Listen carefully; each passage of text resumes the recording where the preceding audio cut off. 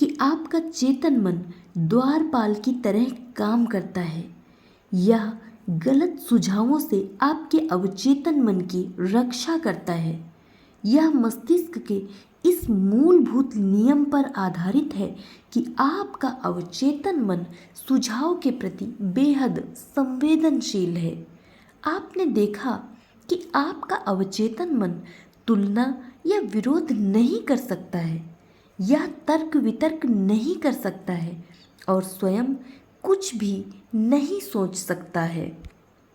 ये सभी काम चेतन मन के हैं। अवचेतन मन तो बस चेतन मन द्वारा पड़ी छाप पर प्रतिक्रिया करता है। यह भिन्न भिन्न दिशाओं के बारे में नहीं सोचता। यह वही सोचता है जो दिया जाता है। सुझाव की शक्ति को आप इस प्रकार महसूस करते हैं जैसे आप एक जहाज पर हैं जो थोड़ा हिल रहा है। आप अपने सहयात्री से कहें कि आपकी हालत अच्छी नहीं लग रही है, आपका चेहरा बिल्कुल पीला लग रहा है। आपको देखकर लगता है कि आपको समुद्री यात्रा में होने वाली मतली हो सकती है। क्या मैं आपको केबिन तक पहुंचा दूं? आपके सुझाव से यात्री का चेहरा पीला पड़ गया, जो उसके खुद के भय और आशंका से मेल खाता है। वह आपकी मदद लेकर अपने केबिन में ज़रूर पहुंच जाता है, लेकिन वहां पहुंचने पर आपके नकारात्मक सुझाव को सही मान लेता है और आपका सुझाव सच हो जाता है। एक सुझाव प्रतिक्रिया अनेक। हमारे लिए यह समझना बहुत ज़रूरी है कि एक ही सुझाव पर भिन्न भिन्न मनुष्य भिन्न भिन्न तरीके से प्रतिक्रिया देंगे, क्योंकि उनके विश्वास या अवचेतन की परिस्थितियां भिन्न भिन्न होती हैं। यदि आप अपने सहयात्री की जगह किसी अन्य जहाजी के पास जाकर कहें कि हेलो, आपकी हालत ठीक नहीं दिख रही है, कहीं आपको समुद्री यात्रा के कारण मतली तो नहीं आने वाली है। यह संदेश उसके मिजाज पर निर्भर करता है कि वह आपके लचर मजाक पर हंसे या आपको वहां से दफा कर दे। आपके सुझाव का उस पर कोई असर नहीं हुआ, क्योंकि विश्वास है कि समुद्री यात्रा में उसे कभी मतली नहीं हो सकती। उसे ज़रा भी भय महसूस नहीं होगा, बल्कि आत्मविश्वास सामने आएगा। सुझाव सिर्फ किसी चीज को किसी के मस्तिष्क में डालने का काम है या एक मानसिक प्रक्रिया है जिसमें सुझाया गया विचार स्वीकार किया जाता है। हमेशा याद रखें कि कोई भी सुझाव चेतन मन की इच्छा के बिना अवचेतन मन पर कोई भी प्रभाव नहीं छोड़ सकता। आपके चेतन मन में उस सुझाव को अस्वीकार करने की शक्ति होती है। जहाजी को समुद्री यात्रा के कारण मतली का कोई भय नहीं था। उसे पूरा भरोसा था कि वह सुरक्षित है। इस नकारात्मक सुझाव में उसे डराने की कोशिश नहीं थी, लेकिन आपकी सहयात्री पहले से ही बीमार होने के बारे में चिंतित थी। इसीलिए आपके सुझाव के अनुरूप परिस्थितियां बन गई। प्रत्येक मनुष्य में अंदरूनी भय मान्यताएं राय होती हैं। ये अंदरूनी मान्यताएं हमारे जीवन को नियंत्रित करती हैं। सुझाव की अपनी स्वयं की कोई शक्ति नहीं होती है। इसकी शक्ति तब उत्पन्न होती है जब आप इसे मानसिक रूप से स्वीकार करेंगे। अवचेतन शक्तियाँ सुझाव की प्रकृति के अनुरूप काम करती हैं। मैं अपना हाथ देने को तैयार हूँ। इसका उदाहरण सुनिए। कई सालों से मैं कैक्सटन हॉल में लंदन ट्रूथ फोरम में निरंतर रूप से भाषण दे रहा हूँ। मैंने इसे कुछ साल पहले स्थापित किया था। इसके निदेशक डी एवलिन फ्लीट ने मुझे एक आदमी के बारे में बताया कि उसकी छोटी छोटी को र्यूमेटाइड आर्थराइटिस और दर्दनाक चर्म रोग था। बहुत जगह इलाज कराया, लेकिन तमाम कोशिशों के बाद भी कोई फायदा नहीं हुआ।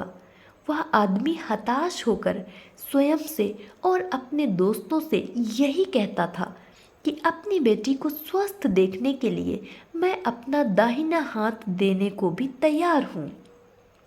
डी फ्लीट के अनुसार एक दिन परिवार सैर सपाटे पर गया। कार की दुर्घटना हो गई और पिता का दाहिना हाथ कंधे से अलग हो गया। अस्पताल से घर लौटने पर उसने पाया कि उसकी बेटी का आर्थराइटिस और चर्म रोग बिल्कुल ठीक हो चुका था। हमेशा याद रखें कि आप अवचेतन मन को सिर्फ वही सुझाव दें जो सही हो, जो आपको ऊपर उठाए और प्रेरित करे, क्योंकि आपका अवचेतन मन मजाक नहीं समझता है, यह तो आपके आदेश का पालन करता है। आत्म सुझाव ने भय को किस तरह भगाया?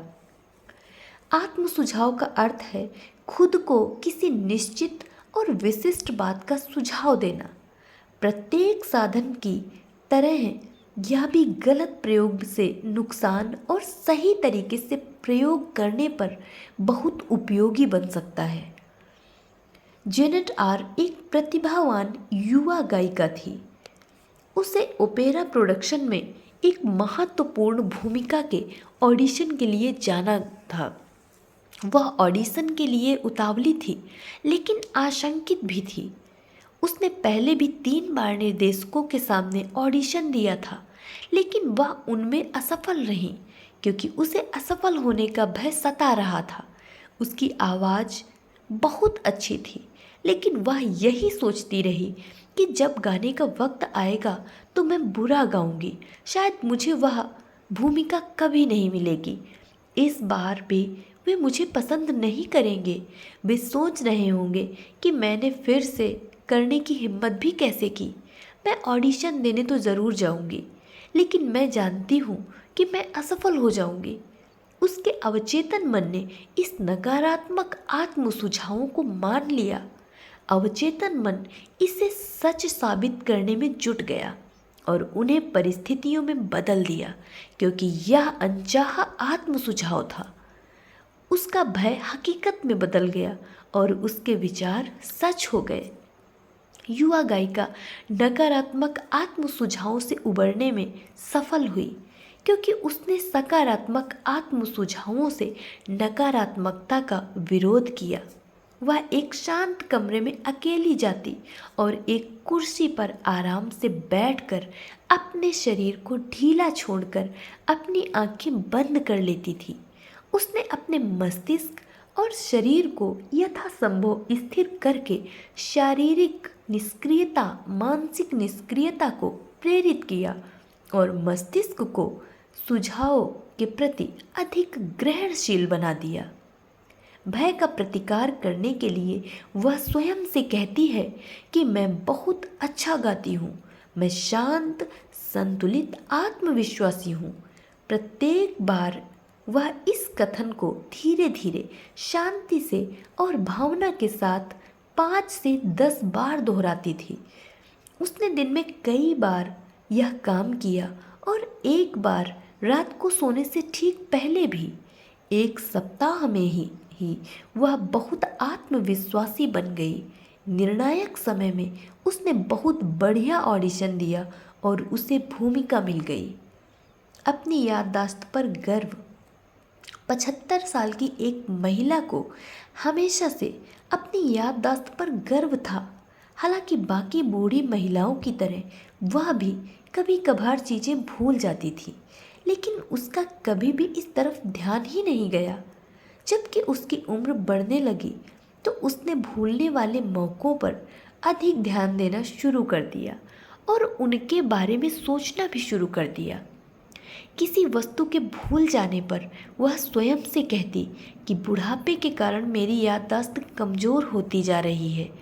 नकारात्मक आत्म सुझाव के कारण वह अधिक से अधिक नाम तथा घटनाएं भूलने लगी। वह हताश हो गई, लेकिन उसे यह महसूस हो गया कि वह खुद को नुकसान पहुंचा रही है। उसने इस प्रक्रिया को उलटने का संकल्प किया।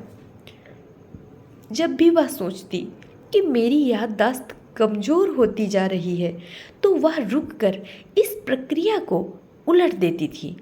वह समय समय पर सकारात्मक आत्म सुझाव का अभ्यास करती थी। वह खुद से कहती थी, आज से मेरी याददाश्त सुधर रही है। वह मुझे प्रत्येक पल, प्रत्येक जगह हमेशा याद रहेगा। मुझे घटनाएं स्पष्टता से याद रहेंगी। मैं जो भी याद करना चाहूँगी मुझे तुरंत याद आ जाएगा। मुझ में तेज़ी से सुधार हो रहा है। बहुत जल्दी मेरी याददाश्त पहले से भी अच्छी हो जाएगी। इस प्रकार 3 हफ्ते में ही उसकी याददाश्त सामान्य हो गई। एक और घटना है, स्वभाव पर काबू पाना। एक बार एक व्यक्ति मुझसे परामर्श लेने आया कि उसका वैवाहिक जीवन और कैरियर दोनों ही गंभीर संकट में पड़ गए हैं। ह्यूडी की समस्या बहुत गंभीर थी क्योंकि वह बहुत चिड़चिड़ा और गुस्सैल था। इसके बारे में वह बहुत चिंतित रहने लगा।